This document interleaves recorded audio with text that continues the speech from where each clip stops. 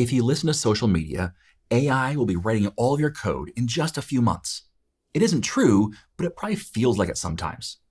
For the past decade plus, I've spent the majority of my free time educating people on how to become better software developers. That job hasn't changed in the face of AI. In fact, it's even more important now. This video is critical for all software developers to understand, whether you're just starting out or you're nearing the end of your career. I'd appreciate it if you would take the time to not only watch it, but then share it with your fellow developers. Here's what we're going to do.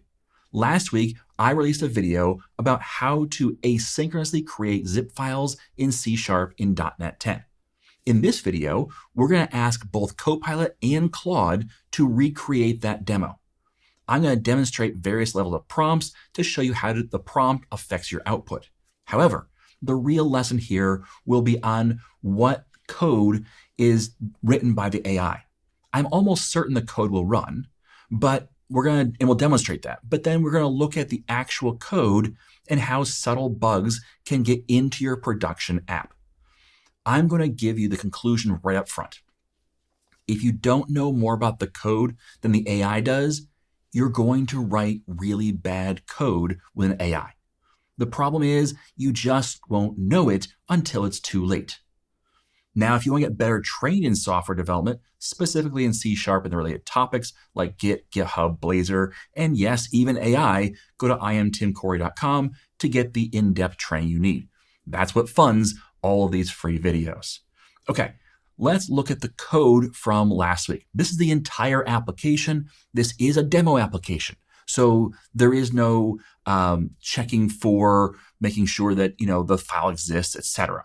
And that's was by intent. And that's something we're going to have to work through with the AI, but we'll get there. Let's talk through real quick what this is.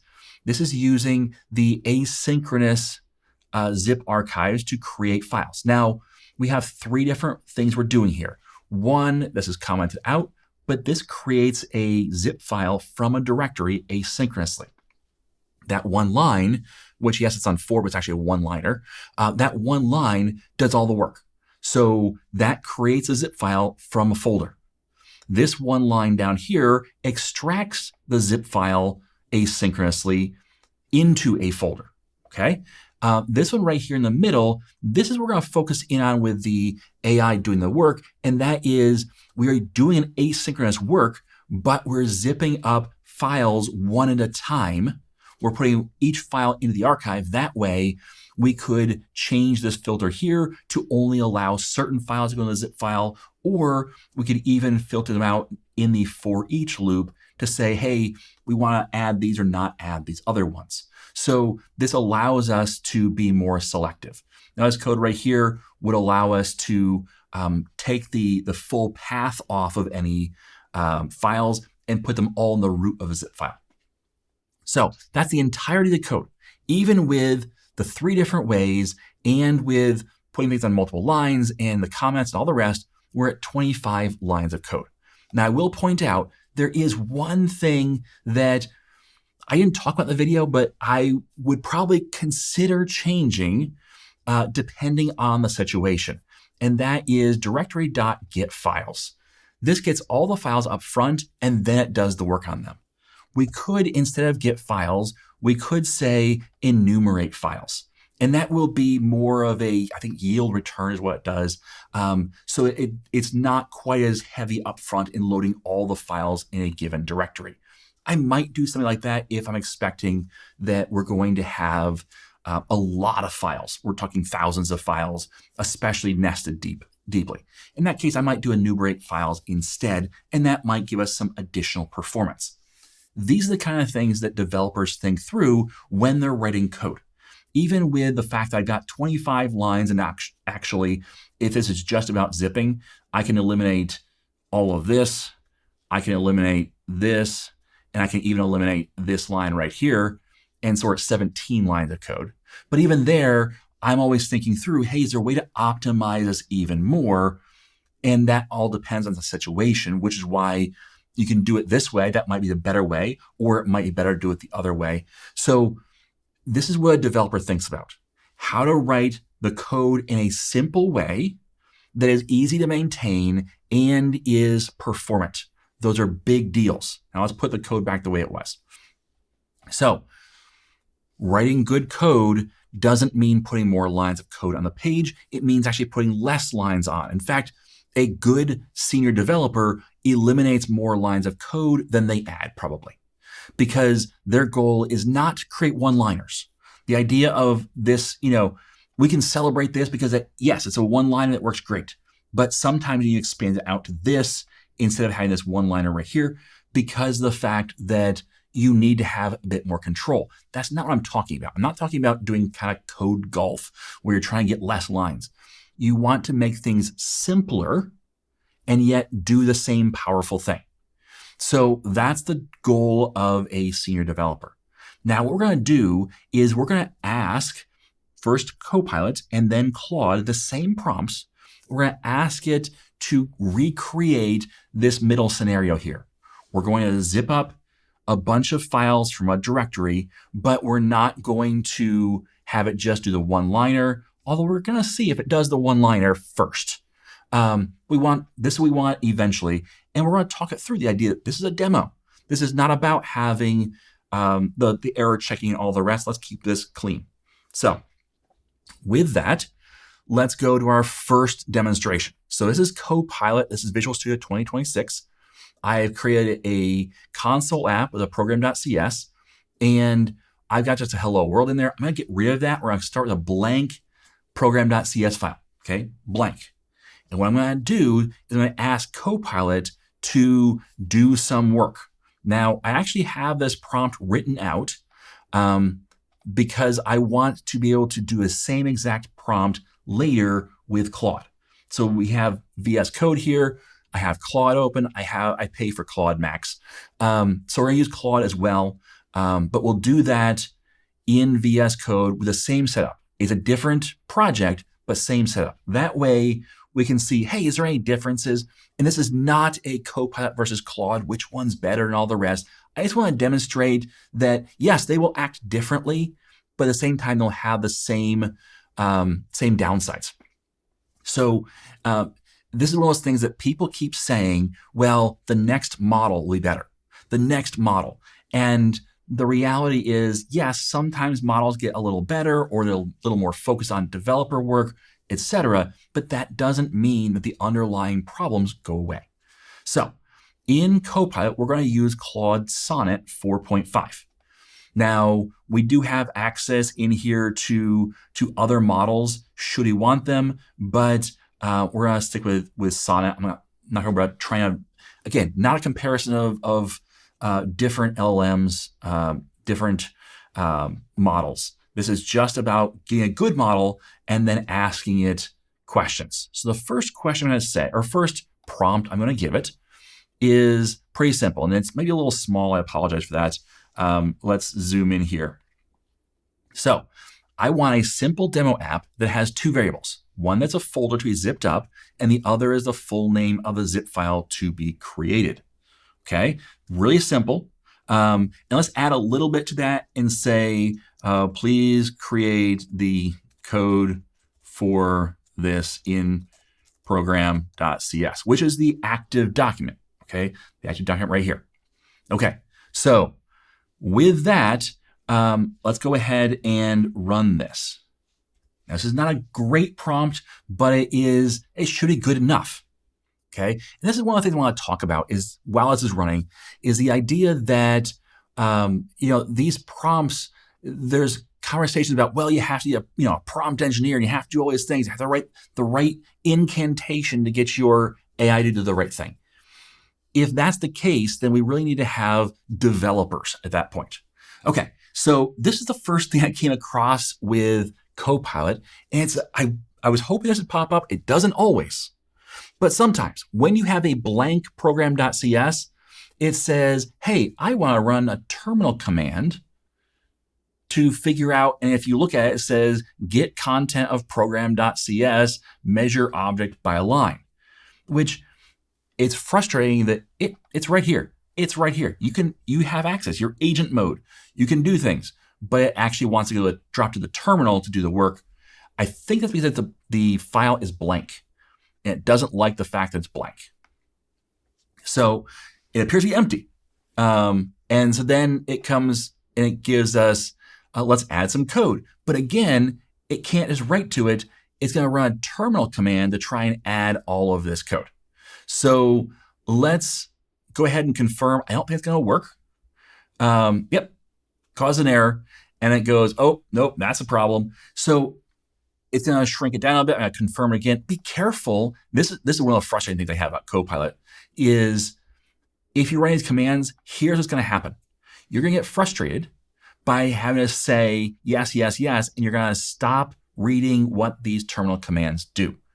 And right now, this is a fine terminal command to run, but maybe it's not in the future. Maybe it's going to do something else. Maybe it gets confused and decides to delete a file. And if you say yes, yes, yes, you're going to allow it to delete a file.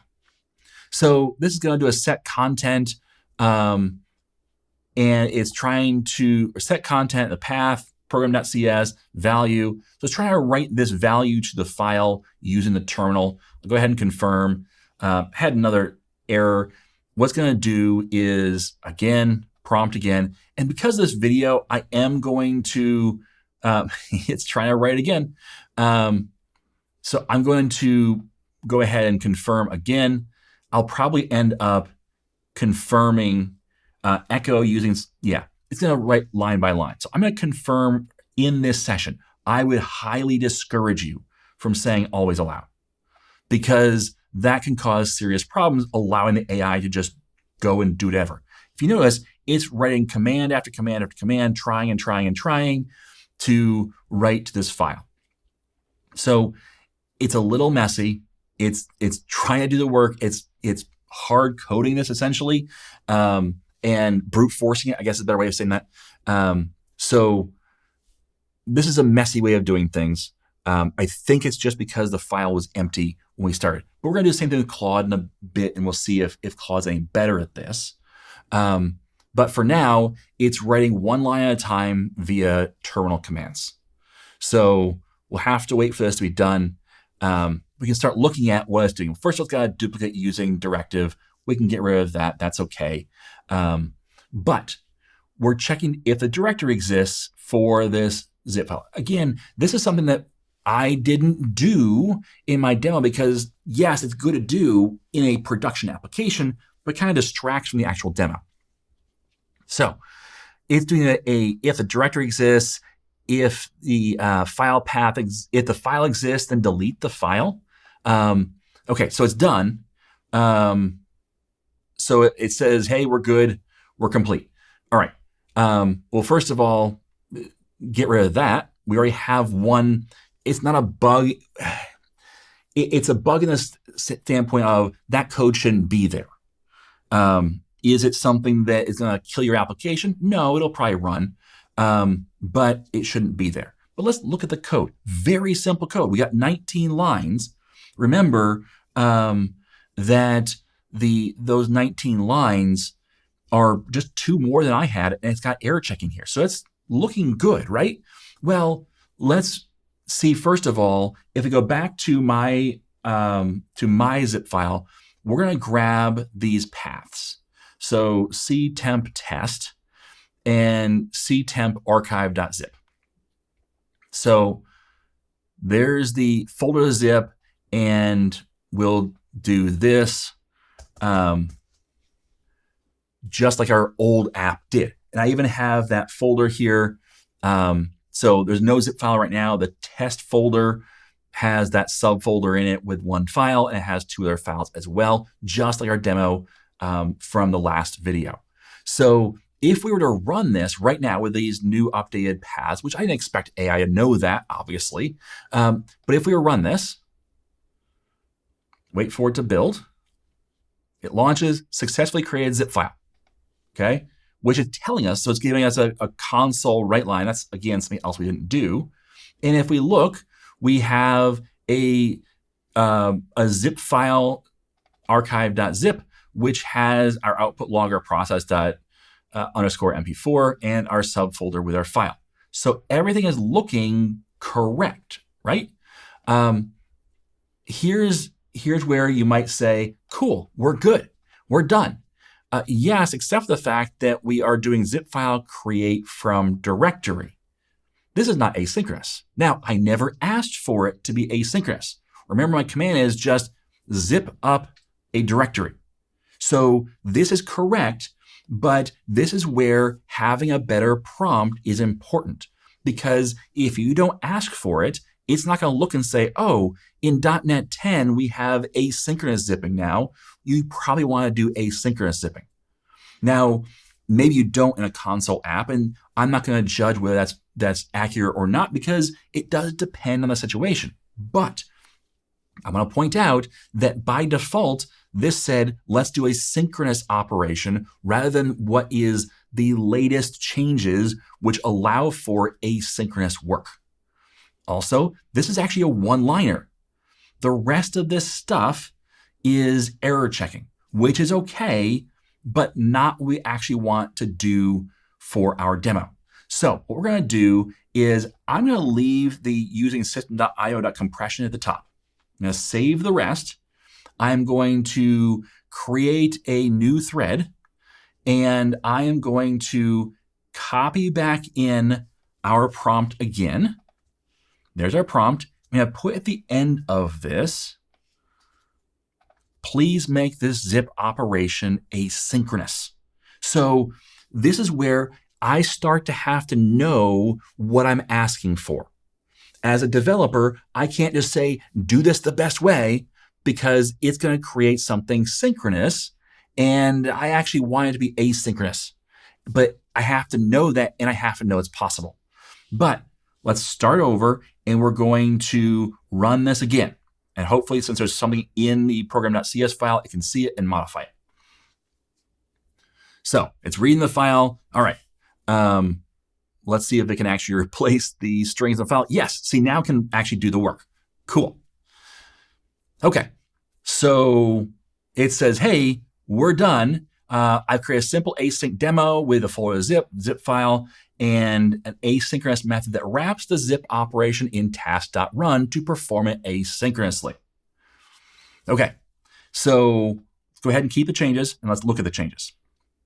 So we have our paths here. In fact, let's paste back in, the, let me go grab that file name again. There we go. And paste that in, and we'll paste that in and say archive.zip.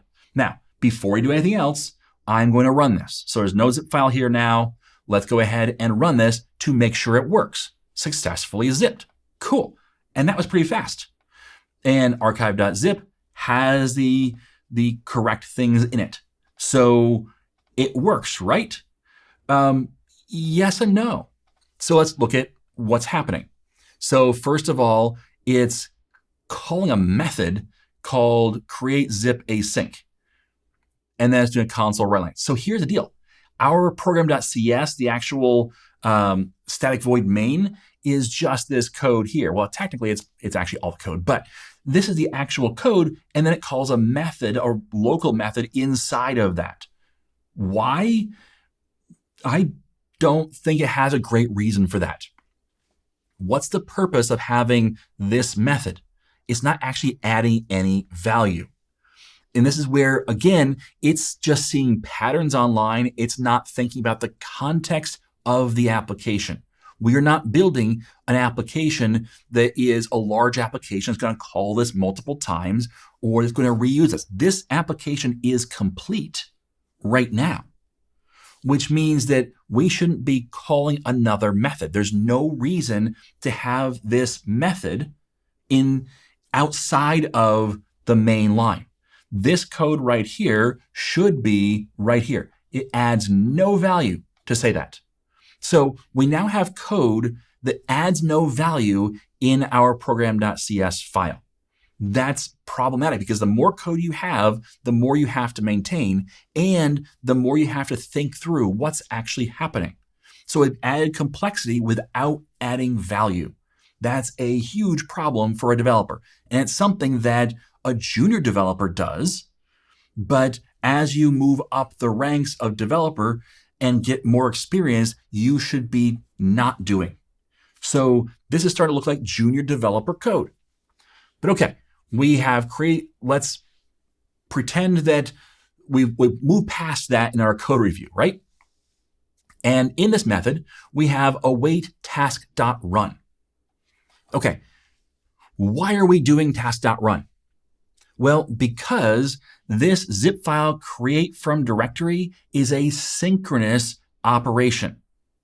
So the way that it solved the asynchronous work was to say, well, I'll take a synchronous operation, I'll wrap it in task.run, and that will make it asynchronous, which kind of works, but it's definitely not the way we should be doing it if we have better alternatives.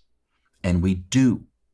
But it's not thinking that. And so it's creating a bad process, bad code, because it doesn't know about or has not considered or has not put enough weight on the new .NET 10 way of doing things. Now, to be fair, the .NET 10 way of doing things came out in November of 2025. It's the end of January 2026 as of the recording of this video. That's only a few months worth of time. But if you remember how LLMs are trained, they're trained on information as of a certain date.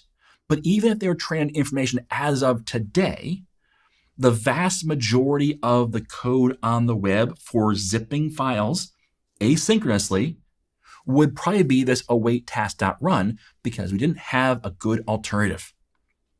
So if it looks at, well, 95% of people do it this way, yes, that's because that's the only way they could do it up until 3 months ago. But now there's a better option. It doesn't evaluate things that way. And so we get code that's written an old way of doing things and a worse way of doing things. Okay, so that's a problem. And then we get the if file exists, delete the file. So it's going to delete the zip file. Did we ask it to delete the zip file? No, we didn't. Is it the right thing to do to delete the zip file? Maybe, maybe not. Because if we delete the zip file, that might allow us to create a new zip file right on top of it, or right where it was, and cool, everything's great, right? Well, if we were creating a zip file and we wanted to have a series of these zip files, and maybe we were going to move that zip file into another location, whatever, well, if the file is already there, that means the last time we ran the zip operation, we didn't move it off into the right location. We forgot to. And this is going to delete our work, and we don't have a say in it. It's going to destroy something that maybe we expect to be there.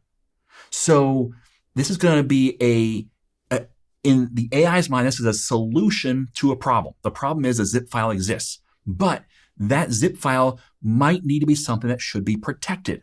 And if that's the case, then this code right here, if you didn't read it and understand what's going on, this code is going to destroy that file we want to exist. Instead, we might want to prompt you and say, hey, there's already a zip file here with that name. And you go, oh, I forgot to move that last one. And then you go do it. So it's important to know that if you don't understand your code, it may delete things. In this case, it's deleting a zip file that you did not expect. And so it will run successfully, but it will do things that harm you. And that's the worst kind of application, an application that doesn't show an error when it should have, and instead just destroys the thing you were expecting to be there. So this is a really dangerous hidden bug. This is not a bug you're going to necessarily see in development. This is something you will see in production, and maybe you won't see it till it's happened a few times and you don't realize that you're missing data until it's too late. Then the data is gone at that point. If you're doing a zip file every day of a log directory, and then you're moving it off and naming it or whatever, naming it after the date or whatever, and you fail to do that for a day, and then you overwrite the zip file, the logs from the previous day are gone now. They're just gone. And you don't have a way to get them back. This isn't it's easy to recover. No, it's not, because we're overwriting it. We're deleting it, starting over. This is a problem you want to avoid by making sure you understand what your code does. So next up, we're still doing the synchronous way of doing things. Now here's where we're going to start talking to the AI and saying, hey, let's see if we can't solve some problems. So I'm going to ask it a question. Why are we doing a task.run on line 12 instead of using the .NET 10 async zip commands? Now, this line right here, the prompt I'm giving it, only works if I understand that there's a better alternative out there. That means I have to know what's out there. I have to know more than the AI. So I'm going to ask it. It's probably going to say something like, you're absolutely right, because that's how AI is working. And it's a little frustrating. Also, just so we're clear, this is not something where I'm doing this demo over and over again. It gives me different code every time I do it. So I'm doing this live. I'm doing this as we go. So what code it writes and how it writes it, poorly, I'm not setting this up in a way that is setting it up for failure. I'm just giving it prompts. Now, the prompts can get better and better. I'm going to talk about better prompts as we go, but just note that this code is just something that actually comes out of an AI, and it's not just a fabricated scenario. Okay, yes, you're absolutely right. I hate that. I hate the idea that the AI just kind of sucks up to me. Using task.run to wrap synchronous code is not the proper way to do async IO. So what it just said was the way I did things was not correct.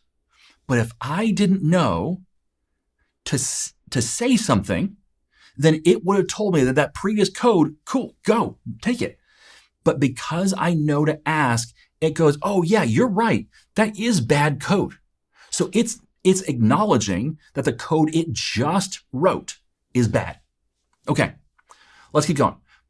Perfect. Now the code uses create from a directory async, which is a proper async method available in .NET 10. This performs true asynchronous IO operations instead of just offloading synchronous work to the thread pool with task.run. Okay, so we'll go ahead and keep this code and look at it again. So we still have it's deleting a file, but now we have the one-liner create from directory async with the include base directory false and the compression level of optimal. So if we go back and look at the code that I wrote, await zip file.create from directory async, sort directory destination directory, compression level, I said smallest size, include base directory is false. So it's basically doing this line right here. Now, it's got a lot of fluff around it, and we're still doing this right here, which we could prompt the Copilot for. Why are you deleting the zip file if it exists? And we'll probably get again something like, you're absolutely right. So this might not be ideal for all scenarios. Would you prefer to? And see, now we're having a conversation, but only after I ask the question. So throw an error if the file exists. Safer prevents accidental overwrites. Okay, so what it's acknowledging is the way it did things always overwrites. The safer way would be to throw an error. So again, it's acknowledging, oh yeah, this code isn't the greatest. So now what we've seen is that the AI has admitted this line isn't the greatest. The previous version of this line wasn't the greatest. We've talked about the fact that wrapping it in a method isn't the greatest, but we'll go there in a minute. Let's just say 2 and see if we can actually figure out. I said S instead of 2. My bad. Okay, so it's going to update the code to throw an exception instead of the file.delete. Perfect. Okay, so now it throws a new IO exception. The file already exists, and it gives the path. That would be better for most scenarios. But again, I wasn't expecting to do file checking, but we're working with what we have right now. We'll get into making it more demo appropriate in a minute. Okay, but now let's ask, why are you calling a sub method? Why calling it a local method instead of putting the code inline? Okay, so I'm asking about line 10 here. Again, you're right. For a simple demo, there's no need for a separate method. Let's inline the code. Okay, much simpler. The code is now in line with just two variables in the async operation. I hit keep, and now all of a sudden, we're down to 13 lines of code, including our console write line here. We're down to really the one-liner. But again, I had to know to ask it for it to go, yeah, you're right. That doesn't make sense to have that method there. And so it redoes things. So again, just demonstrating how the AI doesn't think, it just throws code in based upon patterns it's found before, and it's kind of making a mess out of things, even in this very simple example. Okay, let's start over. I'm gonna save this with just the using because it has problems if it's empty. I'm gonna pin this again. I'm gonna start a new conversation, and I'm going to bring in a bigger prompt. Now, we're not going to go crazy prompt file, with markdown files and all the rest. We're just going to create a more comprehensive prompt. And what I want to talk about is the fact that what we're actually doing with the AI is creating a clear specification. One of the things that developers have to do, and as we spend more time being a developer, we learn how to do this better. A developer has to learn how to translate a person's desires into a specification. Now, we sometimes do this in our brain and then just put it right into code, which isn't always the best. But with AI, we have to specify clearly what we want. So I'm building a demo application. I want to keep this demo simple and clean. That means no error checking, no data validation, or other typical tasks. I want to demonstrate asynchronous zip file creation in .NET 10. Again, knowing more about what I actually want, being very specific. I want to zip up a folder by looping over the files in the folder. That way I can later demonstrate how to filter out certain files. This gets back to the original thing we're talking about, which is this right here. This is the goal we want to see from the code written by the AI. Please include a variable for the zip file name as well as another variable for the path to the directory the file is being zipped up. Okay, so we're being more clear about what we want. Let's go ahead and let Copilot run on this. It's going to look at the file. It's going to see that we just have the one using directive, and hopefully can write to that file because we have that one line in there. And we'll see what kind of code it creates.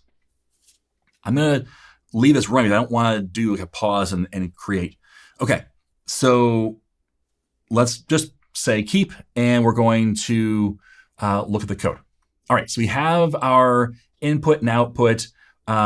Interesting that our output file doesn't have a path.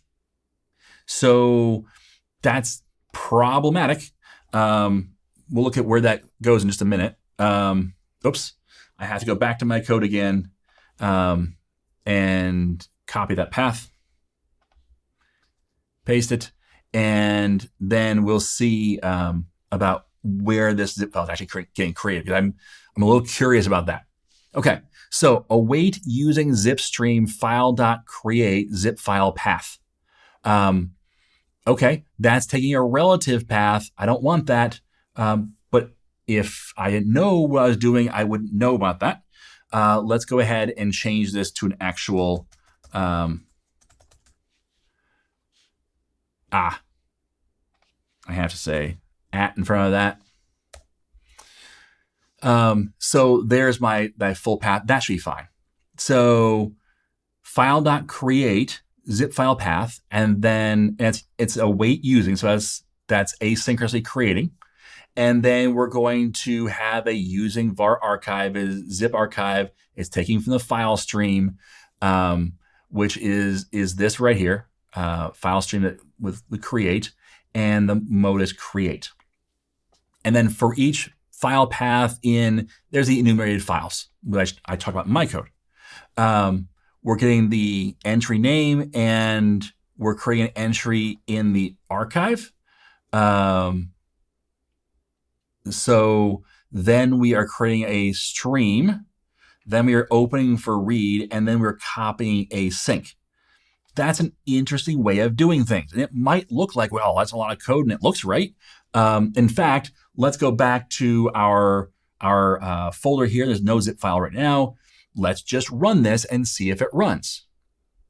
Okay. I don't encourage you to just run code you don't know what it's doing. Highly encourage you don't do that. This is a demo. Archive.zip. We open it up. That didn't work.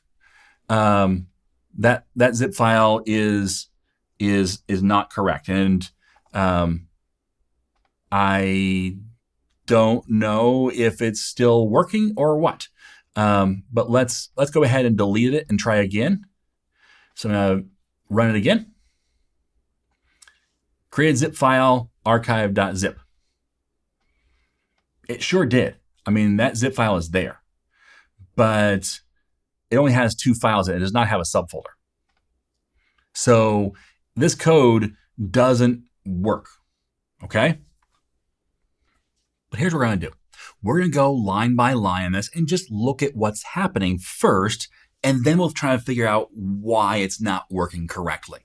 So let's pull up Copilot chat again and pin that again, and let's start asking it questions. So line 6, again, this is where you need to know the code better than the AI in order to get good code. This code doesn't even work at this point. All right, in line 6, so await using var zipstream file.create. I'm gonna ask it a question. On line 6, why didn't you use the, I think it's use async flag?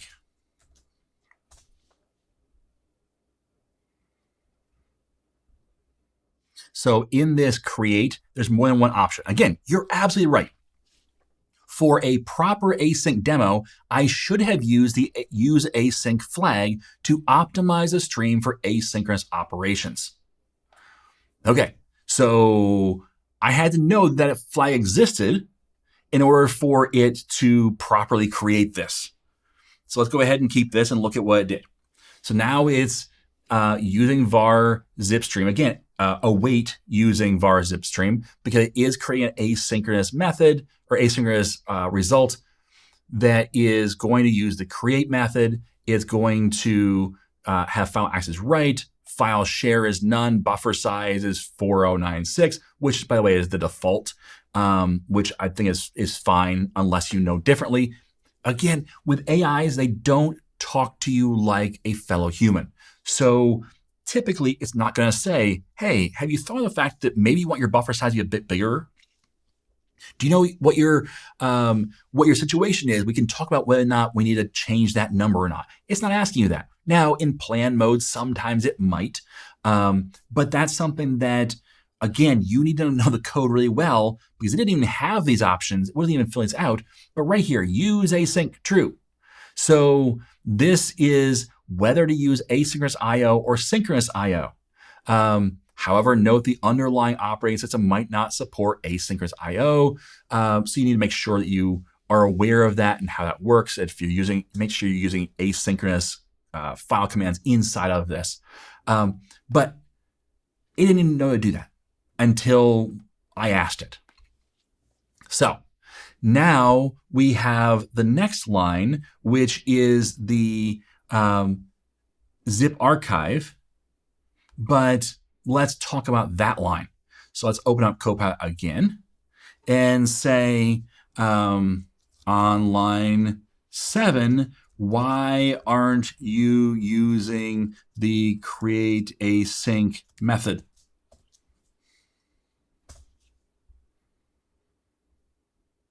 So right here, instead of new zip archive, the way I did it was to say zip archive.createAsync in order to create an asynchronous archive instead. So the zip archive constructor is synchronous. There isn't a createAsync method available. Well, that's just not true. So it says that this is synchronous. It acknowledges line 7 is synchronous, but it says there isn't a createAsync method available, which if we just say zip archive.createAsync is the option right there. Boom, done. So it doesn't know, so let's go ahead and ask it. So the synchronous zip archive constructor doesn't block IO operations, so it doesn't need an async variant. Well, the developers at Microsoft seem to disagree with you because they created one. So please check out the documentation for .NET 10 on this matter. So you can go look at the documentation and see what is recommended. Again, you have to know more than the AI. You're right to point that out. I may not have the latest .NET 10 API documentation. Could you point me to a specific API or method name you're referring to?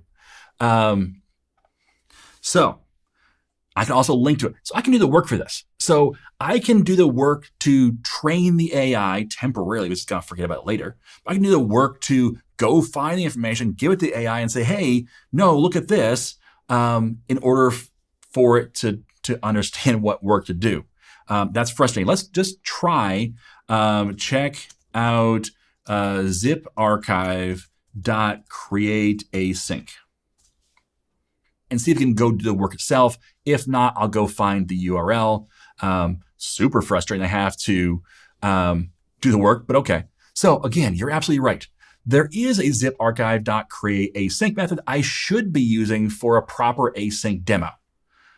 Again, that line was incorrect and perfect. Now the code uses createAsync. Let's go ahead and keep it, which we keep it, but we have an error, which is frustrating because no argument given that corresponds to require parameter leave open, because we actually have to have two more parameters here.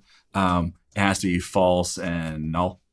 So for don't leave open and null for the, I forget the last one is, the entry name encoding. So if you want to change the encoding type, you give an encoding type. Don't do that. Leave it as null. But let's leave it at what the code was and then go talk to the AI again and say, now there is an error on line 7. Because it was kind of guessing at what to do. And I just got to read, we have to change that parameter. All right. So it says it's fixed. Again, I still see the red squiggly. And if we look here, it just says leave open as false, which that's correct. But we keep, and we still have the red squiggly because we're missing that null at the end. It still has an error. Let me check. And it also requires an entry name encoding parameter. Let me fix that. Let's see what it gave it, because no, that's the correct thing to do. That's the default. Using null, we'll use the default UTF-8 encoding for entry name, which is correct and valid. I had to go through multiple rounds just to get that line correct. I knew what the end result was. It's the only way I knew that I had to keep poking at it until it got it right. Okay, so now we have this mess. Like I think that line 9 is fine. I think that's correct. It gets things right. Credit where credit's due. So this right here is messy. So let's say lines 11 to 16 don't seem correct. Why aren't you using the create entry from file async. Okay, which is the correct way to create the files asynchronously when we're adding to that zip file. And again, you're absolutely right. For a .NET 10 async demo, I should be using the create entry from file async. And so it gets rid of most of this work. And then we go ahead and keep that. And now we have a demo that is more or less correct. We still have this console.writeLine, which this is a demo. I don't want extra stuff in here. So I would just get rid of that. But if we look at this code compared to what I have, this now becomes a lot closer to the same exact code. So I have my zip stream right here. I have my archive. I wrapped it in a curly braces. That way I could then extract later. So you don't have to have those if you're not extracting later. But I did the separate line for get files instead of in the for each doing the enumerate files. And again, I talked about the fact that enumerate files could be a better option here. So that's where my code could improve. All right, and then entry name, that's just relative path and name is what I did. And then the await create entry from file async is the exact same thing. So it eventually got the code that is what I would call the best version of the code. I work really hard to make sure that my code is as tight and as clean as possible. It finally got there, but it took a while and it took a lot of prodding and it took knowing the APIs, knowing the what's available in .NET 10 and the fact that asynchronous exists at all and all these other things. It took knowing all of that in order to get a good result. And so this is where, again, come back to the conclusion I talked about at the beginning of the video. You need to know the code better than the AI in order to get good results. Because if I wanted to vibe code this, then this is the result I would get out of it. But the result you would have gotten out of it if you didn't know, or somebody else would get out of it if they didn't know what existed, would be something that's synchronous and might or might not work depending on where they stopped in the review process.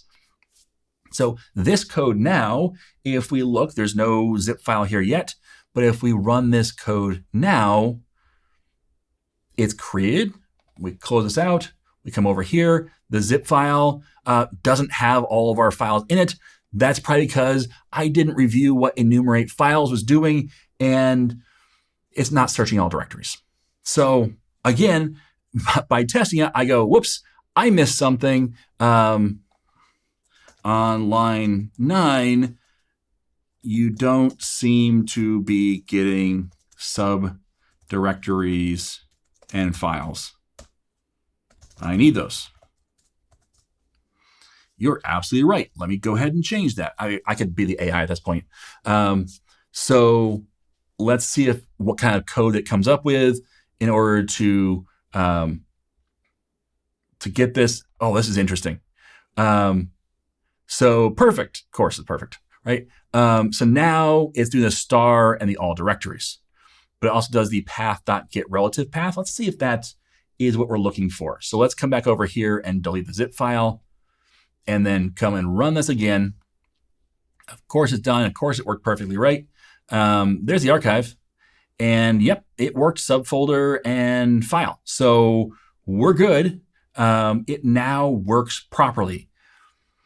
It takes reviewing every single line and being very careful to understand what every single line does. And even then, sometimes you miss something. Like I missed the fact that it was just doing the enumerate files on the directory instead of also looking at all the subdirectories. So that's something that's really important to understand when reviewing code from the AI, is that it's going to be probably more work than the effort would have been to just write the code yourself sometimes. In fact, a lot of times. And in fact, if you aren't finding all of these bugs, if you're not seeing all this stuff in your code, it probably means you're just missing it. Because this kind of stuff is sprinkled throughout all AI code. Now, I'm going to save this. I will give you this demo, not that's going to need a whole lot of good. I'll give you the prompts too. If you want in a zip file, you can link, there's a link down in the description to download them if you want. But let's go ahead and do the same thing. We're going to do a faster version of it in Claude and just see what it generates. So let me go ahead and grab our first prompt and paste it in here. Again, I'm using the paid version of Claude in VS Code, but you don't have to pay for anything. I just want to demonstrate, I have to log in. Yep, go ahead and open that up. I'll open another page. I'll authorize it. It's going to give 401 error. I haven't figured out how to save this over, but it's okay. I'll run the same prompt again. And it's going to imagine all the rest to get this to work. Okay, so what this should give us, oh, by the way, I'll show you in just a minute once it has written this. I'm using the Opus model for this. So there we go. Let's go ahead and say, yes, allow all edits to the session. Again, something be careful of is what permissions you give your LLM. By the way, I use AI and LLM interchangeably. That's just because that's kind of the nomenclature for the culture right now. I know that an AI is not an AI, it's an LLM, but sorry, side path, I have that conversation every time I do a video on AI. But don't just say yes to all over and over and over again. Know what you're saying yes to. If you don't have your code in source control, put it in source control. So this isn't in source control, but I'm starting from scratch. It's not a big deal in this case, but I'm going to allow all edits this session, not yes, allow all edits this session. So notice that unlike Copilot, which is interesting, it took the blank file and just wrote to it. Cool, no problems. All right, so it's done, it's evaluated, it thinks it's correct. Let's look at the code it wrote. By the way, let's look real quick. We are using the Opus model. Okay, so that's the most capable for complex work. We were using Sonnet 4.5 in Copilot. So yes, there are different models, and that's okay. That's what I was trying to demonstrate is different models might come up with something different.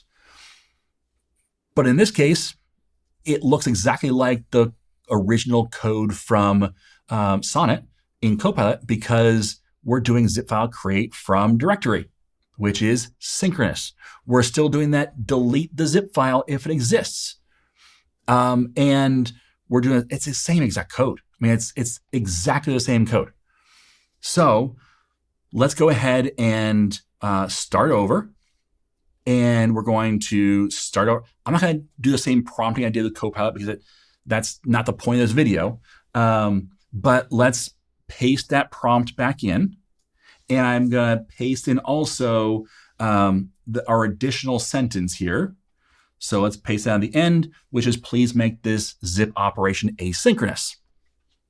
Okay, again, in Copilot, the Opus model is, normally model is like a 1x, so 1 extra credit. And the Opus model is 10x right now. So it's much more expensive to run. So again, I have the ability to run that because I pay for Claude. So we're using the latest, most expensive model to do this. And the result is the same exact code. Okay, so we're doing await and calling a method. Why? Because reasons. We don't have a reason. And then we're doing await task.run, which again is not the right way of doing things. So this is doing the same code, even though it's a different model, even using a different tool. It's using Claude versus Copilot and Opus versus Sonnet. So now Opus versus Sonnet, they're similar in how they work. And they're similar in how they're created. So it's not like these are radically different models from different trees, and I could pull up Gemini or something else. But the point here is that even your tools don't matter as much as you might think they do sometimes. Okay, let's start this code over again. Again, we're doing a quick version for Claude just to show that that yes, this is it still works the same with Claude. Okay. So I'm going to paste that longer conversation. This is the, using .NET 10, looping over the files, the whole 9 yards. All right, let's let it churn through that and see what results it can come up with. waiting. I'm not going to pause this. I want you to see us in real time and see how it thinks. So let's go ahead and say yes. Go ahead and finish writing your code. All right, so we have our source zip file name, the source directory, and the zip file name of the output. We're using the file stream. Again, we're not using it asynchronously. We're not doing the zip archive asynchronously. We are doing get files as opposed to the enumerate. And then down here, we're creating a zip archive entry. We're going to create entry, not asynchronously.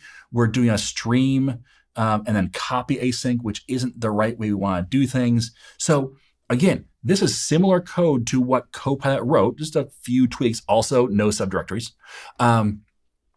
But it's still really bad code compared to what we want.